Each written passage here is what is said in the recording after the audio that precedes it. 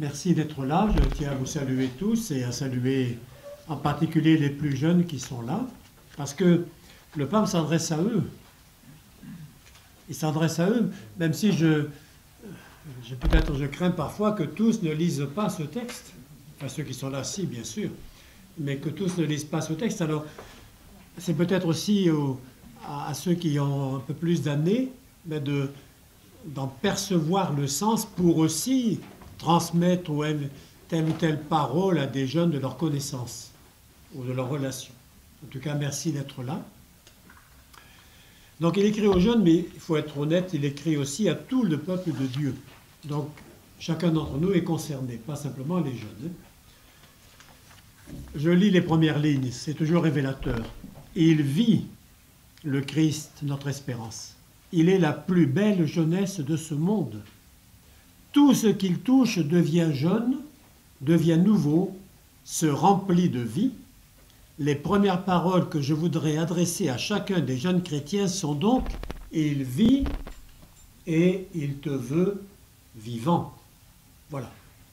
C'était le premier paragraphe. Je ne lirai pas tout, mais ce premier paragraphe est particulièrement révélateur. Alors, qu'est-ce qu'il y a dans cette exhortation? Vous savez qu'une exhortation, c'est à la suite d'un synode d'évêques. Et le synode des évêques du mois d'octobre dernier est porté précisément sur les jeunes, la pastorale des vocations et donc le discernement. Et très vite, puisqu'il est rare que les conclusions d'un synode arrivent si vite, 6 mois après à peine, elles arrive déjà, on pourrait dire, la synthèse autorisée faite par le pape François. Alors, qu'est-ce qu'il y a dedans? Je parcours à toute vitesse les titres des chapitres pour voir le plan, mais après je reprendrai d'une autre manière les choses. Par quoi commence le pape? Par la parole de Dieu, c'est normal. La Bible. Et que dit la Bible? Bien sûr, la jeunesse. Elle dit des choses. Chapitre 2. Bien, parmi les jeunes, il y a le Christ. Il est mort à 33 ans. Hein. Pour aujourd'hui, ce n'est pas la grande vieillesse, il me semble. Voilà. Donc le Christ et la jeunesse du Christ se répercutent dans les saints, et en particulier les saints qui sont jeunes. Et le pape fait une liste assez longue de jeunes saints. Et la France n'est pas mal représentée là-dedans, il faut bien le dire. Sainte Jeanne d'Arc, Marcel Callot, Sainte Thérèse de l'Enfant Jésus, voilà, aussi, bon, bien sûr. Voilà. Donc, chapitre 3, nous ne pouvons pas seulement dire que les jeunes sont l'avenir. Je l'entends dire à l'occasion, les jeunes, vous êtes l'avenir. Le pape dit non, enfin vous êtes le présent déjà, hein, ne l'oublions pas. La jeunesse, c'est aujourd'hui. Les jeunes, finalement, enrichissent l'Église, le monde, par leur contribution, par leur présence. Ils le font déjà aujourd'hui, demain ils continueront bien sûr. Et là, c'est là justement que le pape fait remarquer que les adultes ont parfois tendance à apporter des réponses toutes faites. Bien, forcément, on est très bien. Donc c'est pas compliqué, les jeunes doivent faire comme nous, ce sera parfait. Le pape fait remarquer que c'est un peu plus compliqué que ça. Voilà, donc il faut écouter les jeunes, il faut accueillir dans ce qu'ils ont apporté de neuf. Chapitre 4. La grande annonce pour tous les jeunes. Dieu t'aime, le Christ sauve, il est vivant, l'Esprit Saint te donne la vie de Dieu. Voilà la grande annonce. Chapitre 5, bien, quels sont les chemins qui sont ouverts? Eh bien, c'est précisément vivre dans l'amitié avec Jésus.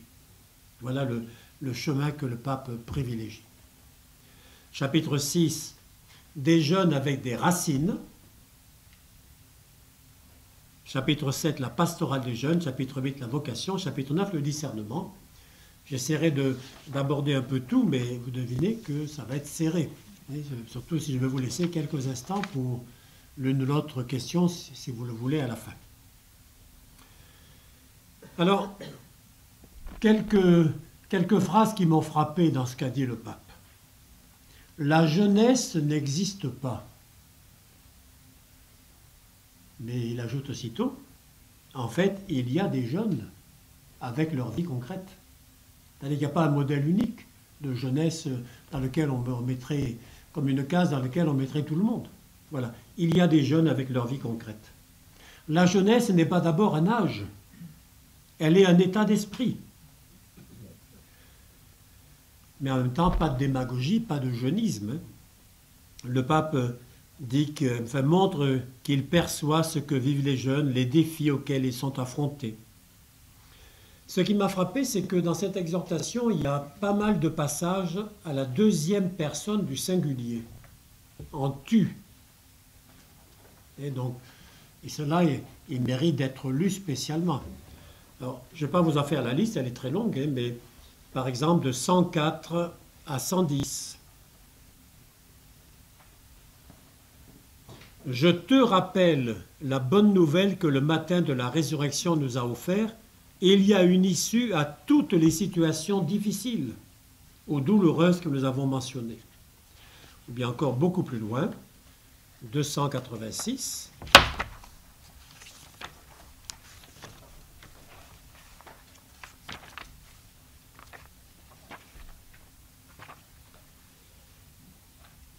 Je veux te rappeler quelle est la grande question. Tant de fois dans la vie, nous perdons du temps à nous demander « Mais qui suis-je » Tu peux te demander qui tu es et passer toute la vie en cherchant qui tu es. Demande-toi plutôt « Pour qui suis-je » Tu es pour Dieu, sans aucun doute, tu es aussi pour les autres. Il a mis en toi beaucoup de qualités, des inclinations, des dons, des charismes qui ne sont pas pour toi, mais pour les autres. 286, bon, et ainsi de suite, on pourra en citer des tas. Voilà, finalement, la jeunesse est un temps béni, dit le pape François, un temps béni. Un temps béni pour celui qui est jeune, pour celle qui est jeune, et en même temps une bénédiction pour le monde, pour l'Église. Et c'est une joie, un chant d'espérance, une béatitude, paragraphe 135 qui dit cela. Qu'est-ce que le pape voit quand il pense à un jeune? Qu'est-ce qu'il voit? Eh bien, paragraphe 139. Ma réponse a été: je vois un garçon et une fille aux pieds agiles, qui cherche sa voie, qui entre dans le monde, qui regarde l'horizon avec des yeux pleins d'espoir, pleins d'avenir et pleins d'illusions. Le jeune marche sur ses deux pieds comme les adultes, mais à la différence des adultes qui les gardent bien parallèles, il y en a toujours un devant l'autre, sans cesse prêt à partir et à bondir. Voilà, les jeunes qui marchent, et puis c'est le dernier paragraphe de l'exhortation qui le dit. J'ai cité le premier, j'ai cité le dernier. Chers jeunes, je serai heureux en vous voyant courir plus vite, qu'en vous voyant lent et peureux. Courez, dit-il. Voilà, le pied agile, courez. Voilà ce que le pape voit quand il voit des jeunes, des gens qui courent, qui vont plus vite que lui, et qui courent plus vite que nous. Voilà. Voilà quelques éléments qui me frappent. Alors, comment présenter cela? Mais peut-être encore en disant que dans cette exhortation, il est bien sûr question des jeunes, je viens d'en évoquer quelques éléments, mais il est question encore plus, je pense, tout autant des jeunes, tout autant du Christ, tout autant que les jeunes, il est question du Christ. Parce que le Christ, dit le pape François, il est l'éternel jeune. Éternel jeune. Et donc, il veut nous faire don d'un cœur toujours jeune. Paragraphe 13. Je cite quelques phrases mises sous le titre du Christ. Il est jeune parmi les jeunes pour être un exemple pour les jeunes. Paragraphe 22. Il est le compagnon et l'ami des jeunes. Il se rend présent aux jeunes pour leur offrir son amitié, son réconfort, sa compagnie qui guérit. Paragraphe 83. Et puis, quand les choses sont un peu plus difficiles, si tu es jeune en âge, mais si tu te sens faible, fatigué, désabusé, demande à Jésus de te renouveler, Avec lui, l'espérance ne manque pas. 109.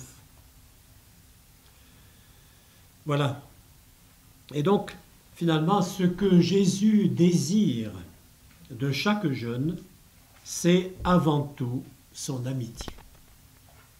Et je vais lire quelques lignes du paragraphe 250. Et c'est son amitié. Ce que Jésus désire de chaque jeune, c'est avant tout son amitié. Il est essentiel de discerner et de découvrir cela. C'est le discernement fondamental. Voilà. Jésus offre son amitié. Est-ce que je vais l'accepter? Est-ce que je vais ouvrir mon cœur? Est-ce que je vais répondre à cela? Et puis c'était déjà dit au paragraphe 150, un peu avant.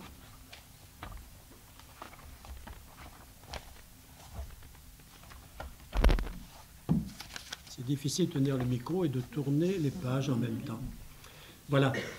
Bien que tu vives et que tu fasses des expériences, tu ne parviendras pas à la pleine jeunesse.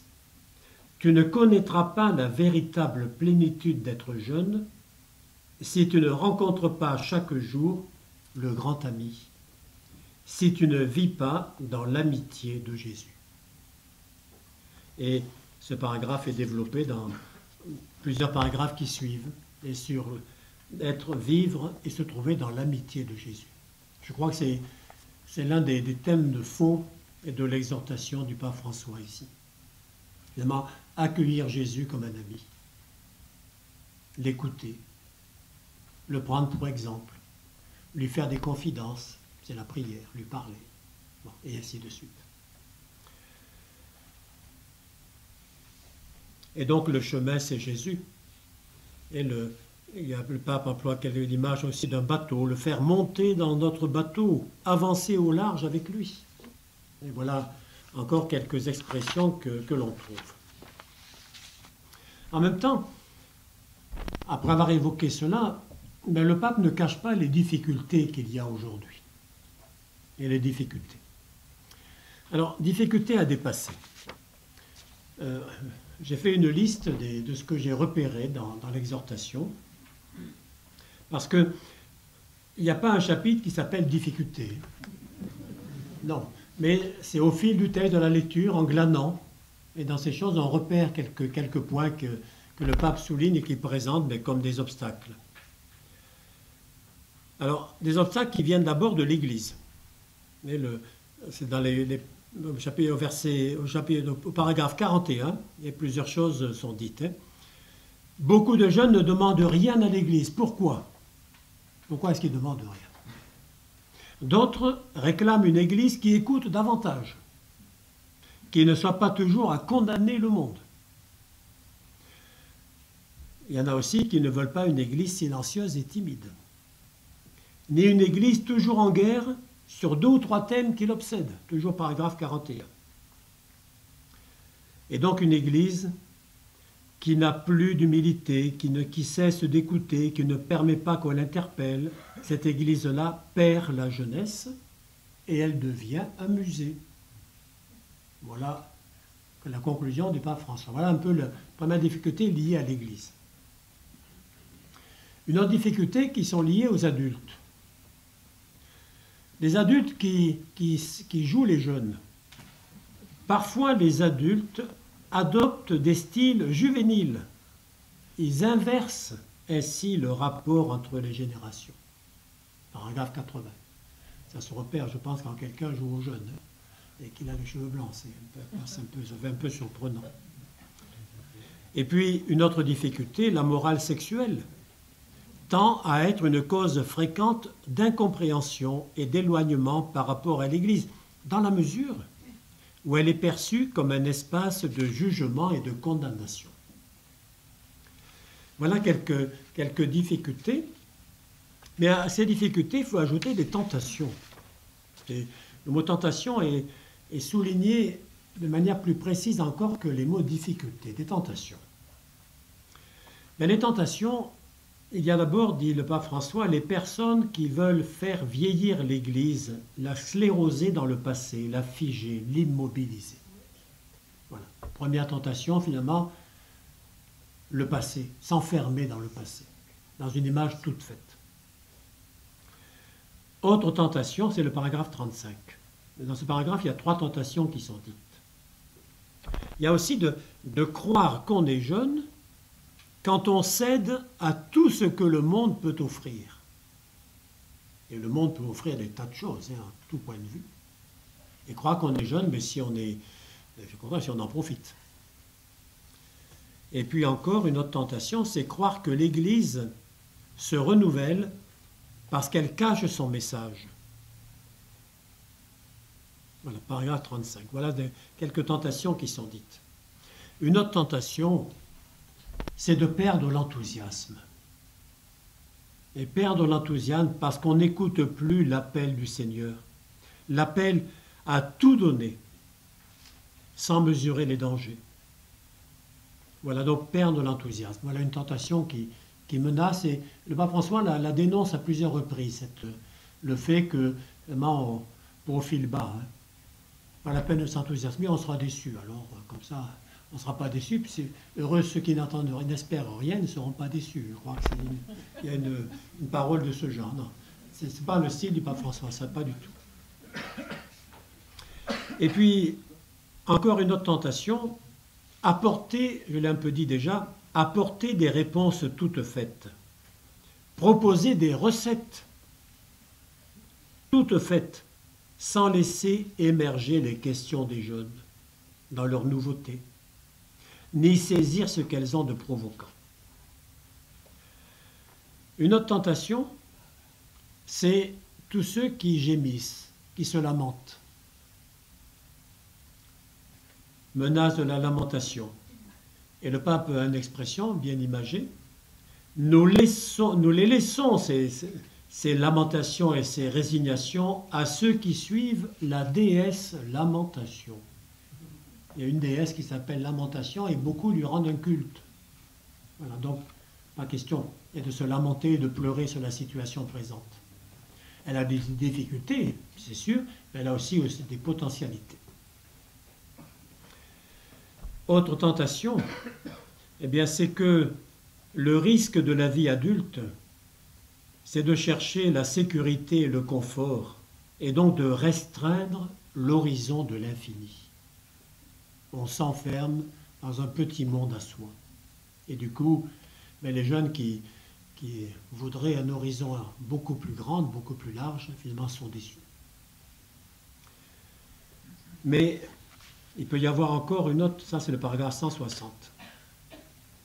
Il y a l'angoisse.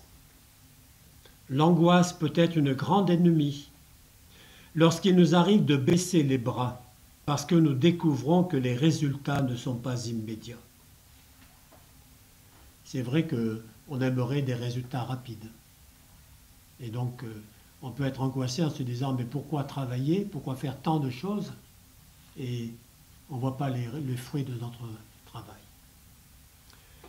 Et puis il y a le complexe d'infériorité, paragraphe 161, qui peut conduire à ne pas voir tes défauts et tes faiblesses. Voilà. Donc, encore quelques tentations. Il y en a un lot. Je ne les ai pas comptées, je n'ai pas numéroté le nombre, mais il y en a bien un lot. Il y en a qui concernent les jeunes aussi. C'est s'enfermer en soi. Dans ces paragraphes 165, 166, s'enfermer en soi, dans ses difficultés, la blessure de nos sentiments, nos plaintes, ne permet pas que cela t'arrive, car tu deviendrais vieux avant l'âge. Vieux avant l'âge. Attention, hein. C'est-à-dire si on s'enferme dans ses difficultés, ses plaintes, son confort, alors on devient vieux avant l'âge. Les paragraphes 165, 166. Mais il y a aussi comme tentation de s'enfermer dans des petits groupes. Des petits groupes qui risquent d'être un simple prolongement de soi. Qui s'assemblent, se ressemblent. Finalement, on n'est qu'avec des gens qui pensent comme soi, et donc finalement, le groupe devient qu'un prolongement de soi-même. Autre tentation encore qui concerne les jeunes, c'est ignorer l'histoire. C'est penser que le monde a commencé il y a 2 ou 3 ans, enfin, tout récemment. Voilà, ignorer l'histoire, ne pas reconnaître l'expérience des aînés, mépriser le passé, voilà. Mais c'est aussi vénérer la jeunesse, ça vise les adultes, comme si tout ce qui n'est pas jeune est détestable. Et tout ce qui n'est pas jeune est détestable. Voilà. Voilà donc quelques tentations qui nous menacent. Alors, après ce panorama un peu rapide, je le reconnais, mais j'ai voulu plutôt faire un bombardement de citations, essayons de percevoir ce que le pape propose. Mais ce qu'il propose, c'est d'abord de voir que notre monde est en crise, premièrement. Notre monde est en crise, c'est vrai. Et il évoque toute une série de situations difficiles, compliquées, et qui marquent aujourd'hui tout le monde et qui marquent les jeunes en particulier. Et donc, dans ce monde en crise, mais dans lequel il y a bien des choses qui pèsent et qui marquent, avec le fait que je retrouve la feuille, je vais développer davantage cela, voilà.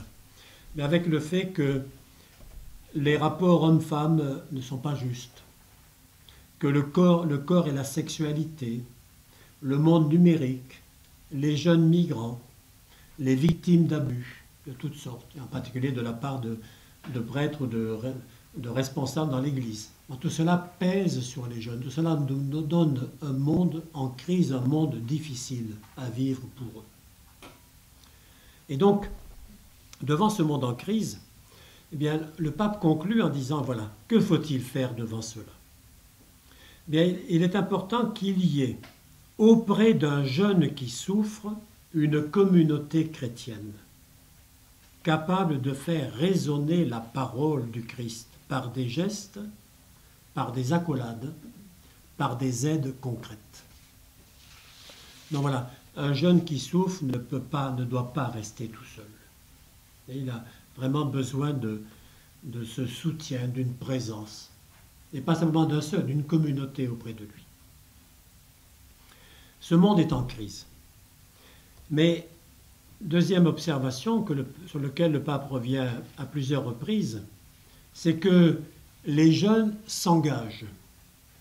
Et ils sont appelés à s'engager encore davantage. Je cite au paragraphe 174. Les jeunes peuvent aider l'Église à rester jeune, à ne pas tomber dans la corruption, à ne pas s'installer. Ainsi, elle pourra devenir un espace de dialogue, un fascinant témoignage de fraternité. Je lis complètement ce paragraphe 174. Je veux t'inciter à cet engagement parce que je sais que ton cœur jeune, veut construire un monde meilleur. Je suis les nouvelles du monde et je vois que de nombreux jeunes, en tant de parties du monde, sont sortis sur les routes pour exprimer le désir d'une civilisation plus juste et fraternelle. Les jeunes sur les routes. Ce sont des jeunes qui veulent être protagonistes du changement. S'il vous plaît, ne laissez pas les autres être protagonistes du changement. Vous êtes ceux qui ont l'avenir. Par vous, l'avenir entre dans le monde. Je vous demande aussi d'être protagonistes de ce changement. Continuez à vaincre l'apathie. Donnez une réponse chrétienne aux inquiétudes sociales et politiques. Je vous demande d'être constructeurs du monde, de vous mettre au travail pour un monde meilleur. Chers jeunes, s'il vous plaît, ne regardez pas la vie du balcon. Mettez-vous en elle. Jésus n'est pas resté au balcon. Il s'est immergé. Ne regardez pas la vie du balcon. Immergez-vous en elle comme l'a fait Jésus. Voilà un appel direct adressé aux jeunes et qui commence à la deuxième personne du singulier puis qui termine à la deuxième personne du pluriel. Donc, voilà un appel vibrant. Des jeunes engagés qui peuvent aider à transformer le monde. Et puis, qu'est-ce que propose encore le pape pour vivre tout cela? Pour être capable de vivre tout cela, c'est développer dans la grande annonce du chapitre 4.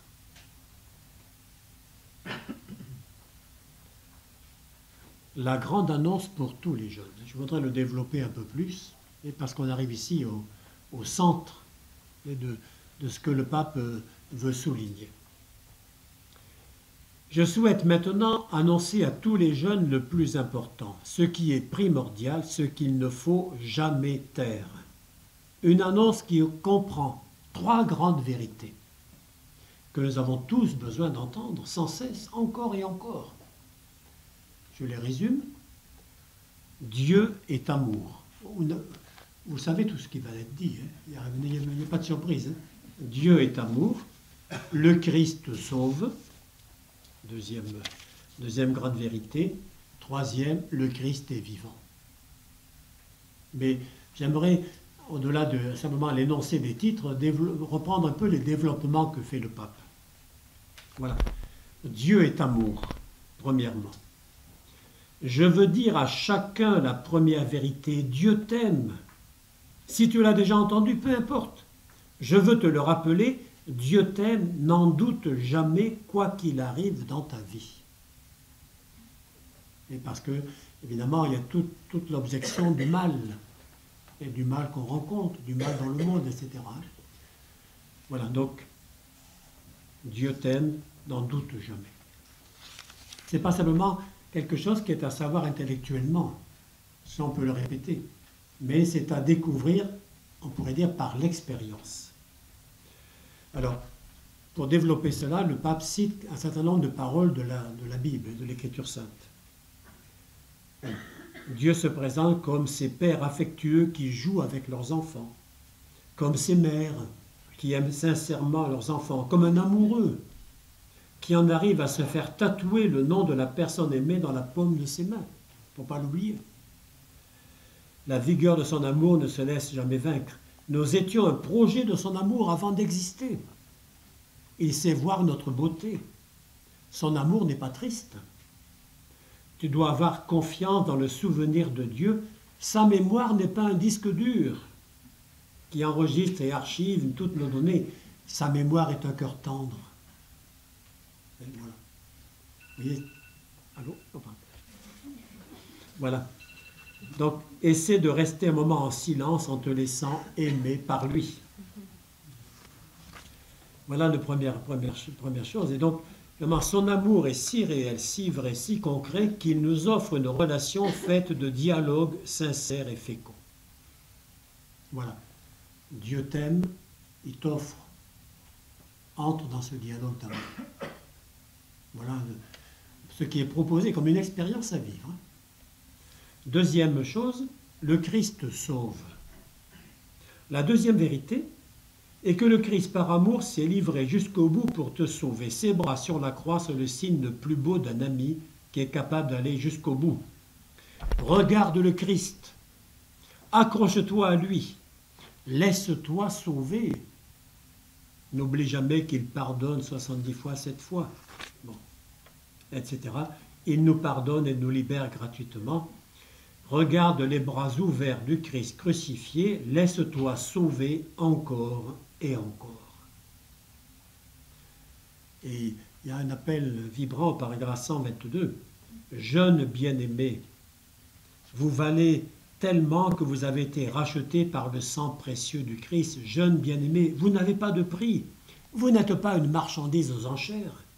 S'il vous plaît, ne vous laissez pas acheter. Ne vous laissez pas séduire. Voilà. Je ne suis pas aux enchères, je n'ai pas de prix, je suis libre, et prenez-vous de cette liberté qui est celle que Jésus offre. Voilà. Deuxième insistance, le Christ te sauve. Troisième, le Christ est vivant, il vit. Il y a une troisième vérité. Il faut le rappeler souvent, nous courons le risque de prendre Jésus-Christ seulement comme un bon exemple du passé. J'aime bien dire de temps en temps, je ne le dis pas à chaque fois que je fais une homélie, mais de temps en temps, surtout quand il y a un récit évangélique de miracle ou des choses comme ça, en disant, c'est pas l'évangile n'est pas là simplement pour nous raconter ce que Jésus a fait autrefois. Ça, une fois qu'on l'a entendu 2 fois, on le sait. mais c'est de découvrir comment il me touche, moi, il me concerne, il me rejoint. Non, voilà. Le Jésus n'est pas simplement un souvenir, quelqu'un qui nous a sauvés il y a 2000 ans. Ça ne servirait à rien. Écrit encore de Pape François, c'est pas de moi. Hein. Voilà. Et donc, si tu parviens à apprécier avec le cœur la beauté de cette nouvelle, que tu te laisses rencontrer par le Seigneur, si tu te laisses aimer et sauver par lui, si tu entres en amitié avec lui et commences à parler avec le Christ vivant des choses concrètes de ta vie, tu feras la grande expérience, l'expérience fondamentale qui soutiendra ta vie chrétienne. La rencontre du Christ vivant. Voilà ce que le pape souhaite. On ne peut pas la faire à la place d'un autre. Et cette rencontre du Christ. On peut dire à un autre que c'est beau, et que c'est merveilleux. On peut éventuellement lui dire comment ça s'est passé pour moi, mais après c'est à lui d'entrer dans cette expérience. Voilà. Et donc on peut prier, bien sûr, pour que cette expérience se fasse un jour, hein, qu'il n'y ait pas d'obstacle et d'empêchement à ce que cette expérience puisse se réaliser. Voilà. Et voilà ce que j'ai envie de dire. Et puis, après avoir annoncé 3 vérités, il en ajoute une 4e. On trouve ça dans certains textes de la Bible aussi. Je dirai 3 choses et j'en ajouterai une 4e. Et bien la 4e, c'est l'Esprit qui donne la vie. Et comme nous sommes à 2 jours de la Pentecôte, ça tombe bien. Voilà. Apparaît Dieu le Père, apparaît Jésus dans ces 3 vérités. Là où se trouve le Père et Jésus, se trouve aussi l'Esprit Saint. C'est lui qui prépare et ouvre les cœurs à recevoir cette nouvelle. C'est lui qui maintient vivante cette expérience de salut. C'est lui qui t'aidera à grandir dans cette joie si tu le laisses agir. Voilà. Donc, demandons à l'Esprit Saint d'agir. Et puis, il y a 3 questions qui viennent ensuite. Tu as besoin d'amour? Tu cherches la force? Tu cherches la passion? Eh bien, tombe amoureux, dit-il. Et tu ne trouveras pas la force en accumulant les objets. Tu ne trouveras pas l'amour dans la débauche en utilisant les autres. Tu le trouveras d'une manière qui te rendra vraiment heureux. Voilà, tu cherches la passion.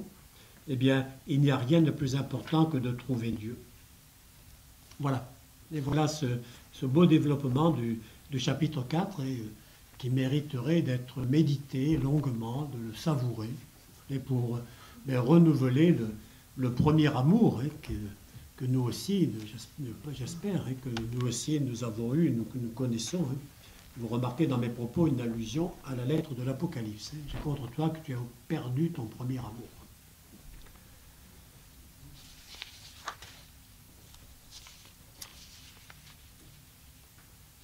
Alors ensuite, il y a des indications sur la pastorale des jeunes. Il y a des animateurs ici, je crois. Il y a la pastorale des jeunes. Alors, que dire? Il y a bien sûr un chapitre particulier, mais comme pour les autres thèmes, il a un peu semé au fil de son texte des indications déjà dès les premiers paragraphes. Le paragraphe 30, par exemple. Il est dit qu'il ne faut pas isoler les jeunes, ni de la famille, ni du monde, ni les transformer en minorités sélectionnées et préservées de toute contagion. Cela le développera ensuite, mais il le dit déjà. Et donc il faut avoir des projets qui les fortifient, qui les accompagnent, qui les lancent vers la rencontre avec les autres, vers le service généreux, vers la mission. Voilà, donc paragraphe 30 par exemple. Paragraphe 67. C'est plutôt l'esprit de la pastorale des jeunes. Il faut trouver la petite flamme qui continue de brûler. Trouver des chemins là où d'autres ne voient que des murailles. Reconnaître des possibilités là où d'autres ne voient que des dangers. Le cœur de chaque jeune doit être considéré comme une terre sacrée, porteur de semences de vie divine, devant lesquelles nous devons nous déchausser. Allusion à Moïse au buisson ardent, qui se déchausse pour aller vers Dieu. Voilà. Donc, découvrir que Dieu a mis dans le cœur des jeunes bien des choses et à aborder avec grande prudence, mais comme avec respect, en se déchaussant. Et donc, ça c'était le paragraphe 67. Le paragraphe 81. Les jeunes expriment un désir explicite de dialoguer sur les questions relatives à la différence entre l'identité masculine et féminine, à la réciprocité entre les hommes et les femmes et à l'homosexualité. Il faut aborder ces questions. 81. 83. Il y a aussi les chocs, les échecs, les souvenirs tristes gravés dans l'âme, les blessures morales, le poids des erreurs commises, la culpabilité de s'être trompé. Voilà.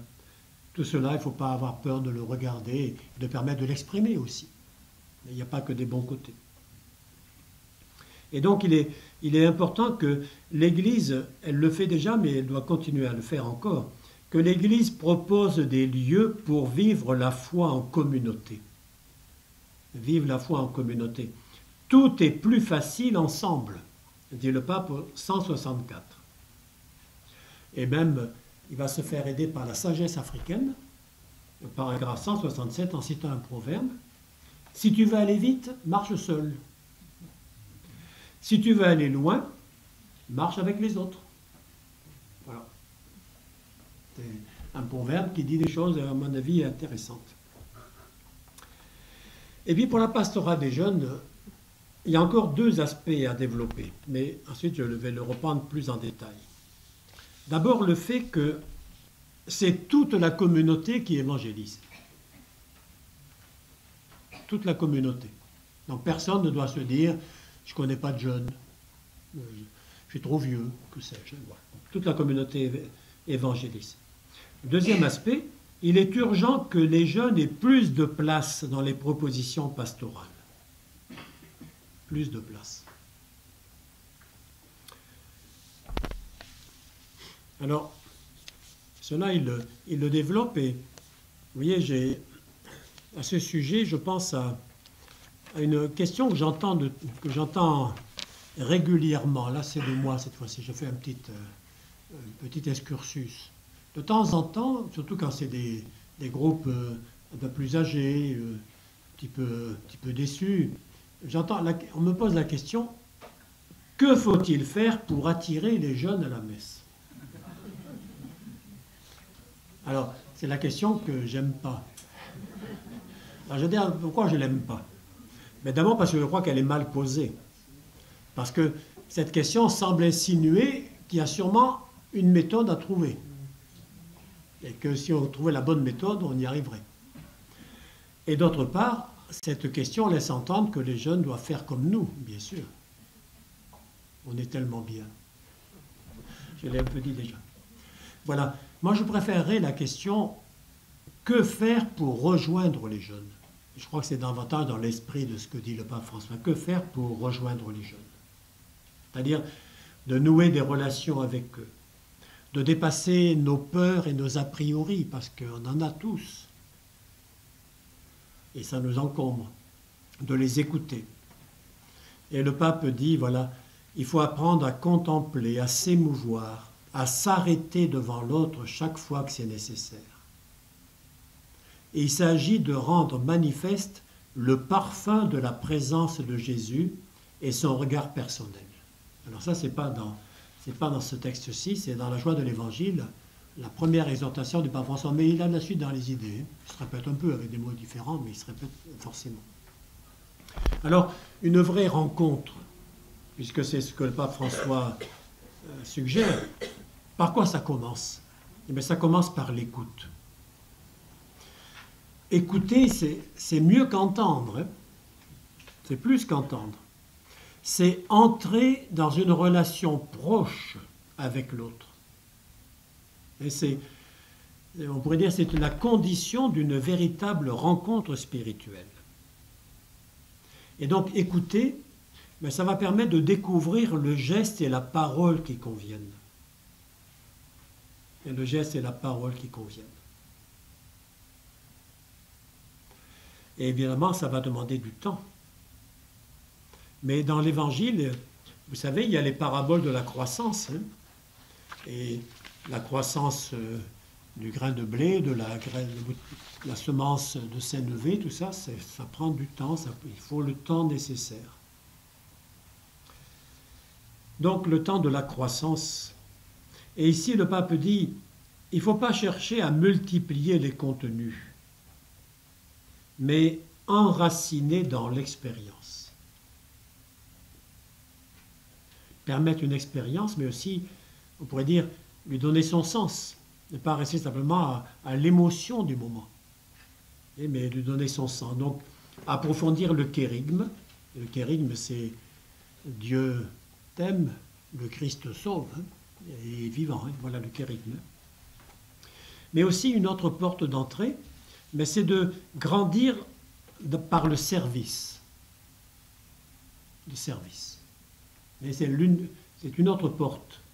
Il y a de l'expérience spirituelle, mais il y a le service. Il y a des jeunes qui, spontanément, sont moins tournés vers la prière, vers l'adoration, vers le silence, mais qui sont prêts à servir. Et donc c'est une porte d'entrée à ne pas oublier, à développer celle-là aussi.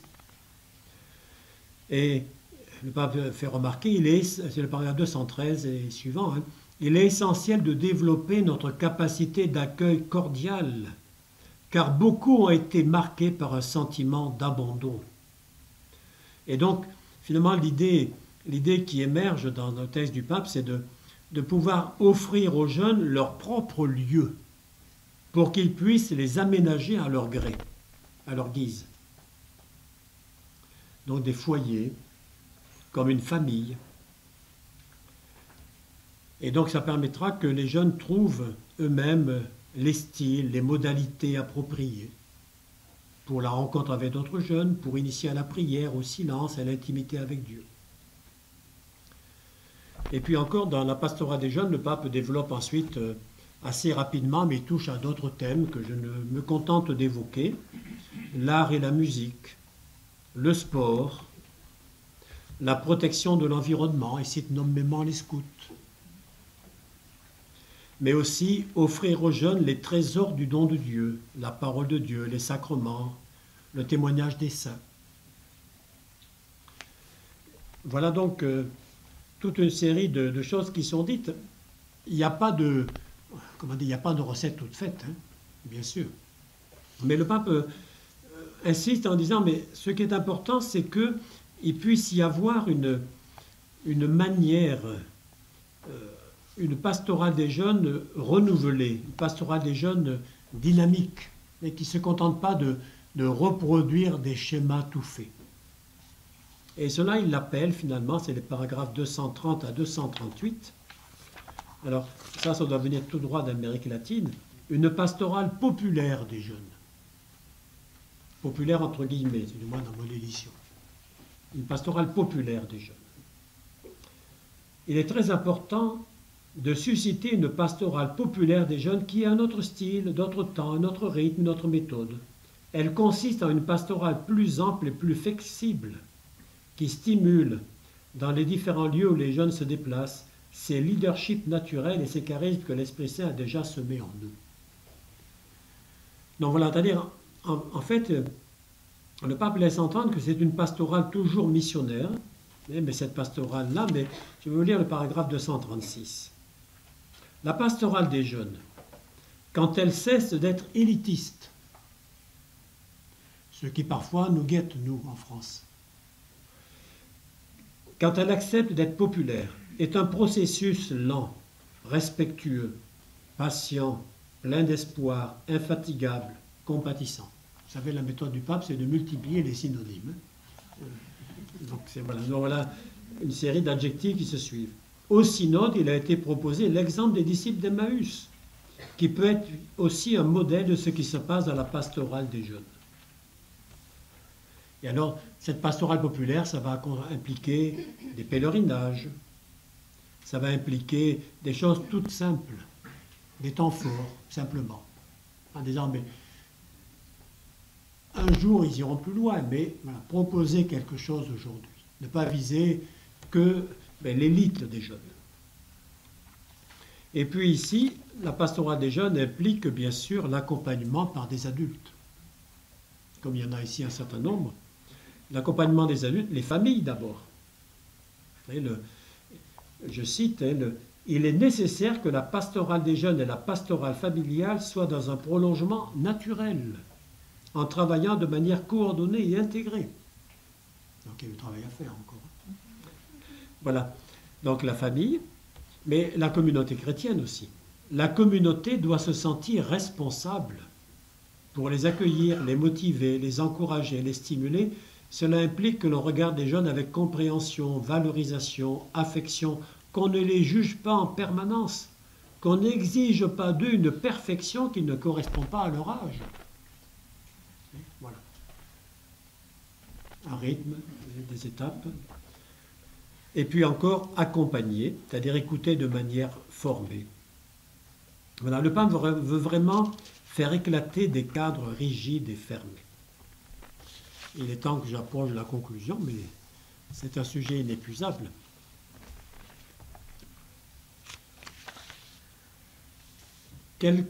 J'avais glané quelques phrases que je ne peux pas m'empêcher de vous dire, parce qu'elles sont intéressantes. Le pape nous appelle à allumer des étoiles dans la nuit d'autres jeunes. Paragraphe 33. Allumer des étoiles dans la nuit des autres jeunes. Marie, la Vierge Marie, n'a pas acheté une assurance sur la vie. Je ne sais pas si vous le saviez. Voilà, elle dit oui sans condition. J'invite chacun de vous à se demander, ai-je appris à pleurer? Quand tu sauras pleurer, tu seras capable de réaliser quelque chose du fond du cœur pour les autres. J'ai des choses à apprendre, moi, pardon. Voilà. Ou encore, en citant un texte d'un jeune, il arrive que tous les hommes naissent comme des originaux, mais beaucoup meurent comme des photocopies. Jeunes, ne renoncez pas au meilleur de votre jeunesse, ne regardez pas la vie à partir d'un balcon, ne confondez pas le bonheur avec un divan, ne vivez pas toute votre vie derrière un écran, ne devenez pas le triste spectacle d'un véhicule abandonné, ne soyez pas des voitures stationnées, ne regardez pas le monde en touriste, faites du bruit, ouvrez les portes de la cage et sortez voler. Surtout, ne prenez pas votre retraite avant l'heure. Paragraphe 143. Et puis encore, notre Église, nos vies sont comme des tapisseries.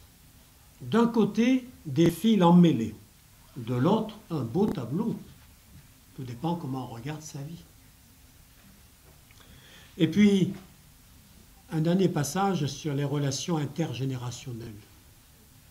L'Église est une pirogue où les vieux indiquent la direction en se fiant aux étoiles et où les jeunes rament en imaginant ce qui les attend. Voilà une citation du pape François. Alors pour terminer, ce qui m'a intéressé, c'est de voir aussi que, à propos des relations intergénérationnelles, c'est la question des racines. Et le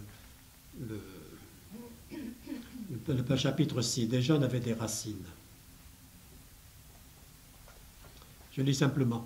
J'ai parfois vu de jeunes arbres beaux, cherchant toujours davantage à élever leurs branches vers le ciel qui ressemblait à un champ d'espérance. Plus tard, après une tempête, je les ai vus tomber sans vie. C'est parce qu'ils n'avaient pas beaucoup de racines. Et donc l'invitation, c'est vraiment de chercher à cultiver ces racines. Si je plagiais le titre d'une émission de télévision, je dirais que le pape propose d'avoir des racines et des ailes. C'est un peu contradictoire, mais ça dit quelque chose. Les deux disent des choses ensemble, c'est difficile d'avoir les deux. Parce que quand on a des racines, pour s'envoler, c'est un peu dur. Mais ça dit quelque chose de vrai. Et ici, le pape, dans les relations avec les anciens, cite la prophétie du prophète Joël, qui est reprise le jour de la Pentecôte. Vous l'écouterez là, samedi soir ou dimanche. Joël, nous trouvons une annonce. Le prophète Joël dit « Je répandrai mon esprit sur toute chair. Vos fils et vos filles prophétiseront. Vos jeunes gens auront des visions et vos vieillards des songes. Les anciens rêvent et les jeunes ont des visions. Comment se complètent ces choses? Les anciens ont des rêves et de souvenirs de beaucoup de choses vécues. Si les jeunes s'enracinent dans ces rêves des anciens et ils arrivent à voir l'avenir, ils peuvent avoir des visions qui leur ouvrent l'horizon et leur montrent de nouveaux chemins. Voilà.